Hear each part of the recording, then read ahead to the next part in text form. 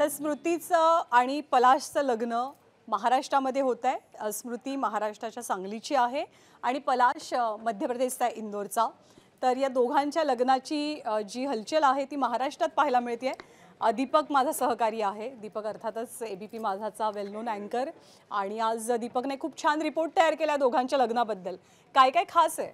ज्ञानदा, खरं तर आपल्याला माहिती आहे की आयुष्यामध्ये एक नवीन मॅच खेळती आहे स्मृती।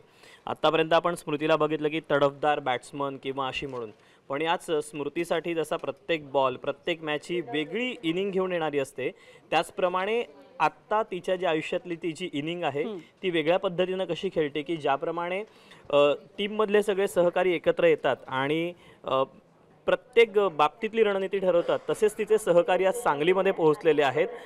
इतरही जेमिमा रॉड्रिग्स असतील किंवा इतरही जे सगळेजण आहेत, हे सगळेजण त्या ठिकाणी पोहोचलेले आहेत। त्यांचे डान्सचे सगळे व्हिडिओ व्हायरल होत आहेत आणि तिथे जशी रणनीती आखली जाते तसंच कौटुंबिक सोहळ्यामध्ये देखील हे सगळे एकत्र आलेले आहेत। प्रामुख्यानं जे VIP आहेत त्यांच्याबद्दल त्यांच्या घराकडून कोणाकडूनही सांगण्यात आलेलं नाही आहे की कोण कोण येणार आहेत, पण जे सांगितलं जातं आहे ज्यामध्ये मुख्यमंत्री उपमुख्यमंत्री हे सगळेजण यामध्ये येणार आहेत।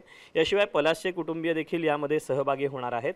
तर अशी ही जी सगळी तयारी आहे, आपल्या सांगलीची अर्थात ती लेक आहे, त्यामुळे सांगलीचा पेठचा जो संपूर्ण परिसर आहे तो पूर्णपणे असा वेगळ्या पद्धतीनं सजून गेलेला धजून गेलेला पाहायला मिळतो। अर्थात आपण देखील स्मृतीला नव्या इनिंगसाठी शुभेच्छा देऊयात आणि पुन्हा एकदा ती मैदानावर टीमवर उतरेल, पण अर्थात तिचा जो आता आयुष्यातला भावी पार्टनर आहे त्याच्यासोबतची पार्टनरशिप ही देखील तिच्यासाठी वेगळी आणि खास असणार आहे आणि ही लॉंग टर्म पार्टनरशिप असावी अशा आपण शुभेच्छा देऊया। थँक्यू दीपक या सगळ्या माहितीबद्दल।